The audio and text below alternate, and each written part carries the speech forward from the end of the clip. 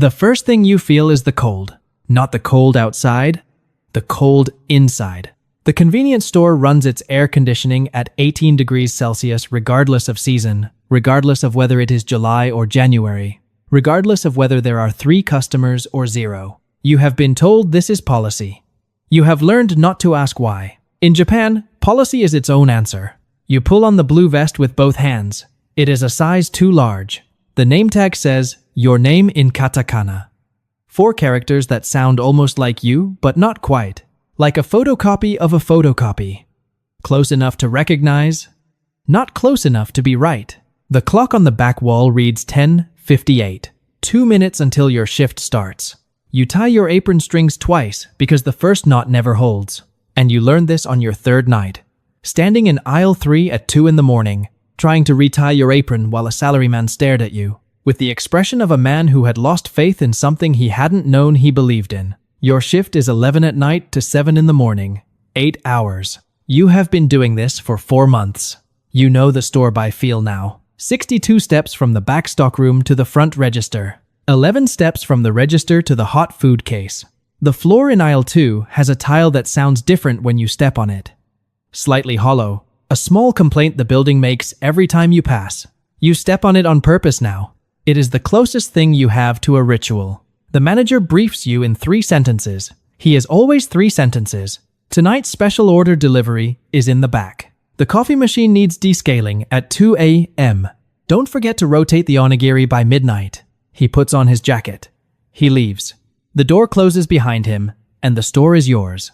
11 at night in a Japanese convenience store is not quiet. The fluorescent lights produce a sound you can only hear when nothing else is happening. A thin, high-frequency hum that lives just above the register. The refrigeration units along the back wall cycle on and off every 4 minutes. You have timed this.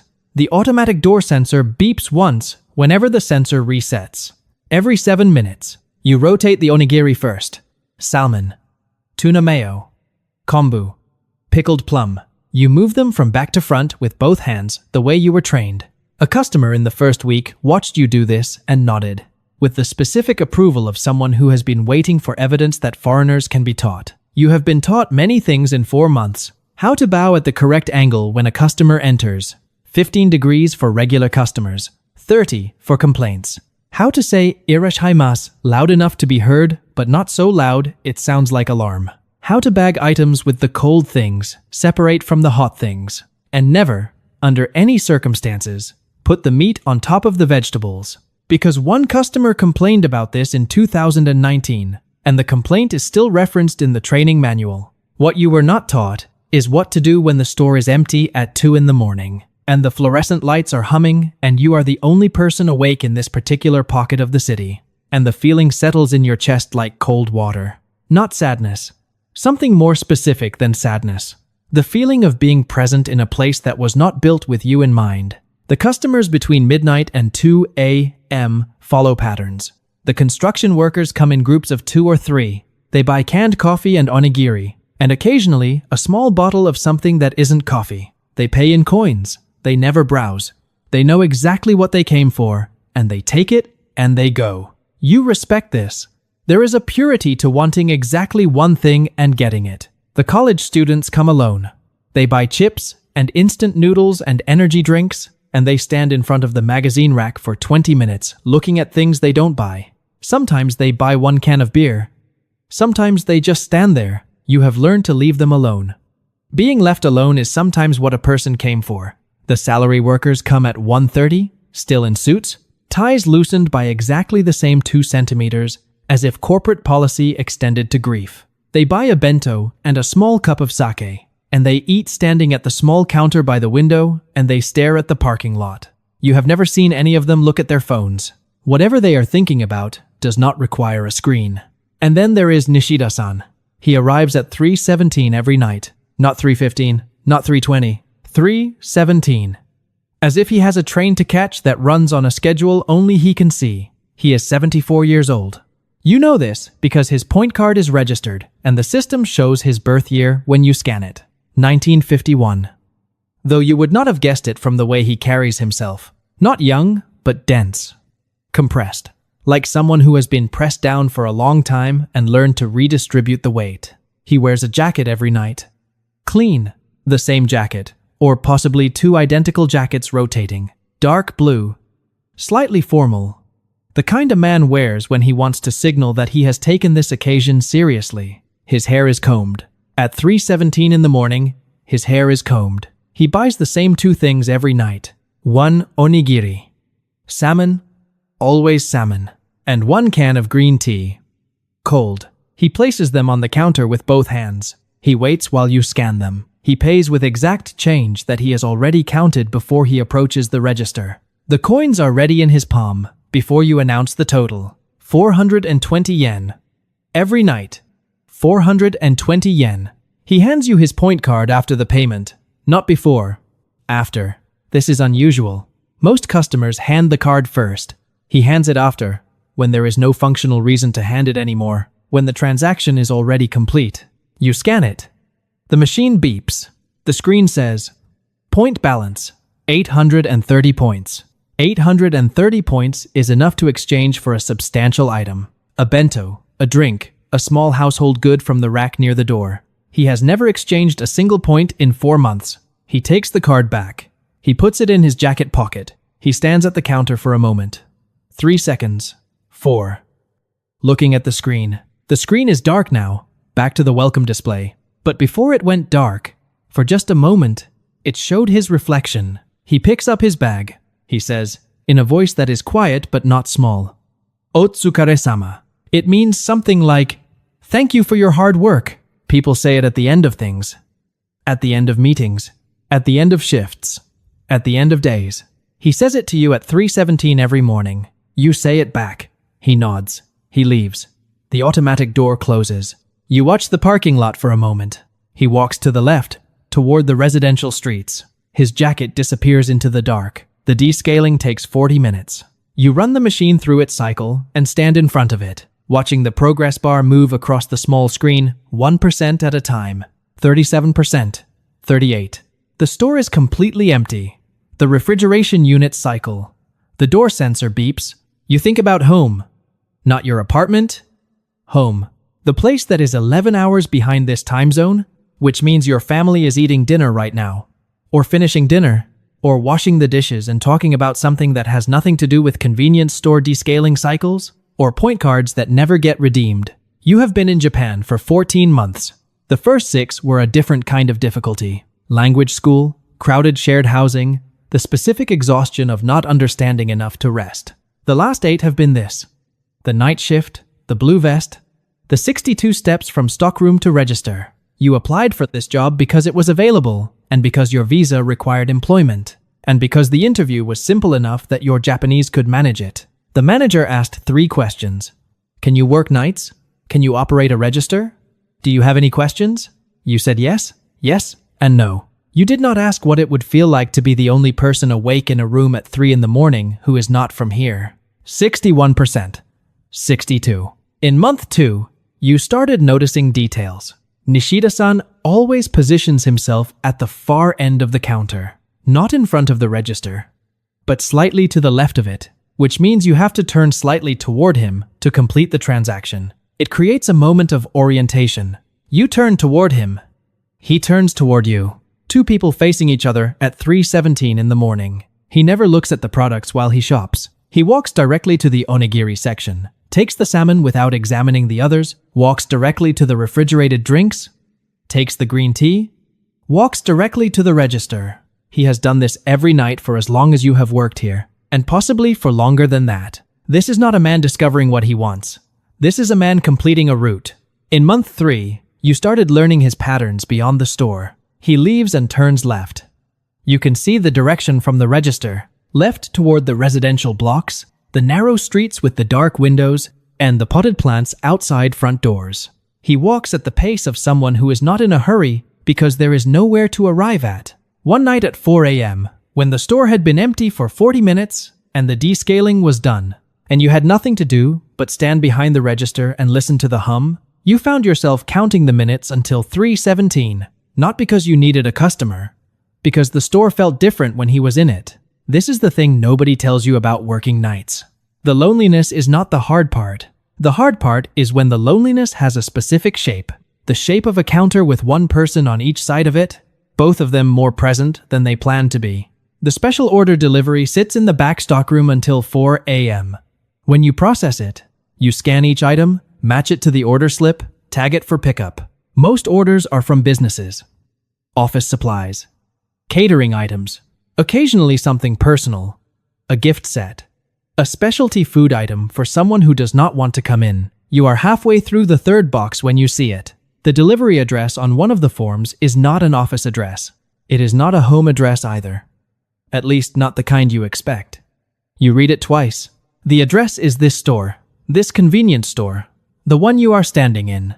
The form is filled in Nishida-san's handwriting. Neat, careful, the handwriting of a man who was taught penmanship before it stopped being taught. The pickup name is his. The item is a rice cooker, a small one, single serving. It was ordered to be delivered here and picked up here. You stand in the stockroom for a moment. Then you go back to the register. The fluorescent lights hum. The refrigeration units cycle. The door sensor beeps. You think about the jacket. A jacket you put on at 3 in the morning means something. Not the jacket itself. The act of putting it on. You put on a jacket when you are going somewhere that requires you to be a version of yourself that can be seen. You put on a jacket when someone might look at you. At 3:17 in the morning, in a 24-hour convenience store in a residential neighborhood, the only person who will look at you is the person behind the register. You think about the point card. 830 points. In 4 months of nightly visits, Nishida-san has accumulated more than enough to exchange for something meaningful. He has never done this. Not once. You used to think this was forgetfulness, or thrift, or simply a preference for accumulating. Now you understand that the point card is not a savings mechanism. The point card is a reason to hand something across the counter, a reason for there to be a moment of transfer between two people, a reason to stand at the register for 4 seconds longer than the transaction requires. If he exchanges the points, the card goes back in his pocket with less purpose. The moment at the counter loses one of its components. He is not saving the points. He is protecting the interaction. You think about the way he stands after paying. The 3 or 4 seconds looking at the screen that shows his reflection before it goes dark. You had assumed he was reading the receipt details. You had assumed he was checking his balance. He was checking that he was there, that a surface in a lit room was throwing back his shape, that he existed in a space where another person could see him. You think about the delivery address. He ordered a rice cooker to be delivered to a place he already visits every night. Not to his home. Here. Because here is somewhere he has a reason to return to. Because picking something up requires coming back. Because coming back requires that he exist in someone else's plans, even if only as a name on a form. You stand behind the register at 5 a.m., and the city outside is beginning to change. Not light yet, but different, dark. The dark that knows light is coming. You understand something now that you did not understand 4 months ago, or 14 months ago, or whenever it was that you first arrived in this country with your language school enrollment and your visa paperwork, and the specific hope of someone who has decided that distance is the same thing as possibility. Loneliness in Japan does not look the way you expected it to look. It does not announce itself. It wears a clean jacket. It arrives at 3:17. It hands you a point card that it will never redeem. Because redeeming it would mean one fewer reason to stand at your counter for 4 seconds in the middle of the night. At 6:45, the morning begins to fill in. The delivery trucks, the early commuters, a woman in nurse scrubs who buys 2 onigiri and a coffee without stopping walking, performing a transaction while already in motion, already at the next place before she has left this one. The morning shift arrives at 6:58. A young woman named Fujita-san who has worked here for 3 years and moves through the store with the efficiency of someone who has stopped noticing it. She nods at you. You brief her in 3 sentences because 3 sentences is what the shift requires. She ties her apron in a single knot that holds. You take off the blue vest. You untie your apron. You put your name tag in the drawer. You stand at the door for a moment before you leave. The store looks different in the morning light coming through the front windows. The onigiri are restocked. The hot food case is fresh. The floor in aisle 2 will sound hollow when the first customer steps on it. Nishida-san's rice cooker is still in the back stockroom, tagged with his name. He will come tonight at 3:17. He will buy his salmon onigiri and his cold green tea. He will pay 420 yen in exact change. He will hand you his point card after the payment, not before.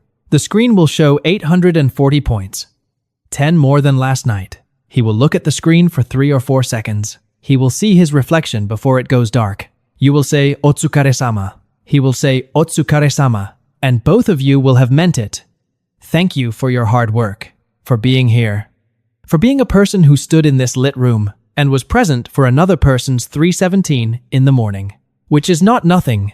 In a city of 14 million people who are mostly asleep at this hour, it is almost everything. You walk home through streets that are just waking up. The light is thin and gray. A cat sits on a wall, watching you pass with the professional indifference of an animal that has calculated your threat level and found it acceptable. A vending machine hums in an alley. A train passes somewhere above you, its sound arriving before it does. You have been in Japan for 14 months. You have worked this shift for 4 of them. In that time, you have learned 62 steps from stockroom to register, and the sound of a hollow tile, and how to bow at 15 degrees, and how to rotate onigiri from back to front with both hands. You have also learned this. There is a specific kind of courage in putting on a clean jacket at 3 in the morning and walking to the one place in the city where someone will look at you and say your name back to you in the form of a beep and a balance and a moment across a counter. It is not the courage that gets written about. It does not look like courage from the outside. It looks like an old man buying the same 2 things every night and never redeeming his points. But you have been behind that counter. You have seen the jacket. You have scanned the card. You have watched him look at the screen. You know what it costs to show up somewhere just to be seen. You know because you are also here. Because you also left somewhere to come somewhere else. Because you also wear a name tag that sounds almost like you, but not quite. Because you are also, at 3:17 in the morning, more present than you planned to be in a lit room with fluorescent lights, and a humming refrigerator and a tile in aisle 2 that complains every time you step on it.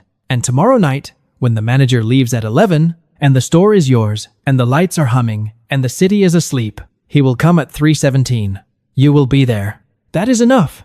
For now, that is enough. This story is fiction. But kodokushi, the Japanese tendency towards solitary aging, invisible to family and neighbors for days or weeks at a time, is real. In 2023, Japanese authorities conducted welfare checks on over 300,000 elderly individuals living alone. Convenience store staff are sometimes the only people who notice when a regular stops coming. If this story stayed with you, drop a comment. I have more coming. Hit subscribe so you don't miss the next one.